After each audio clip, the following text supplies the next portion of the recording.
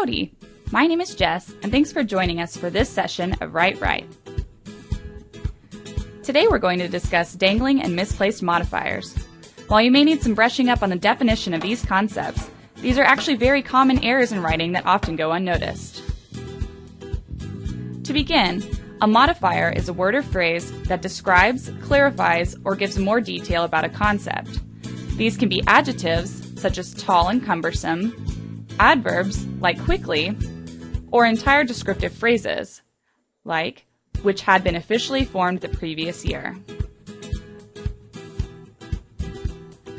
These modifiers should be placed as close as possible to the word or phrase they're modifying to avoid confusion. When either awkwardly situated within or added without a clear subject to a sentence, a modifier can be considered misplaced or dangling. First, we'll discuss misplaced modifiers. A misplaced modifier is a word or phrase placed awkwardly within a sentence, so the reader is unclear as to what the phrase is describing.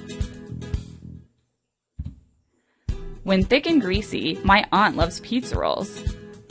In this sentence, the phrase, when thick and greasy, is misplaced. The reader is left wondering, what is thick and greasy, the pizza rolls or your aunt? He nearly ate the entire box of cookies. In this example, the adverb nearly is misplaced. Did the subject eat almost all of the cookies in the box, or did the subject nearly start snacking but never actually eat anything? While most people would understand what you mean, the entire meaning of the sentence changes with this adverb being placed directly before the verb. Covered with hot melted cheese, we ate the pizza. So wait, was the pizza covered in hot cheese, or were you?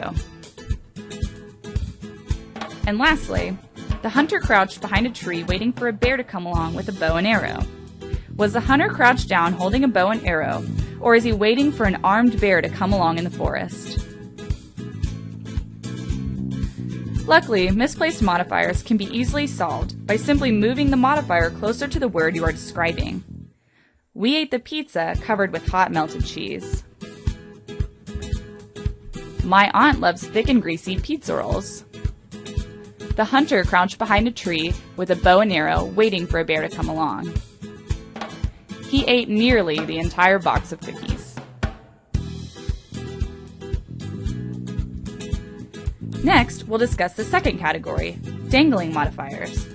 A dangling modifier is a word or phrase that modifies a word not clearly stated in the sentence. These phrases are often found at the beginning of sentences and are simply left dangling with no subject to modify. Raised in Texas, it is natural to like barbecue. In this sentence, there is no subject for the opening phrase. Raised in Texas describes an unknown subject, while it is natural to like barbecue is a complete sentence that could stand alone. Although nearly finished, we left the movie early because our mom called.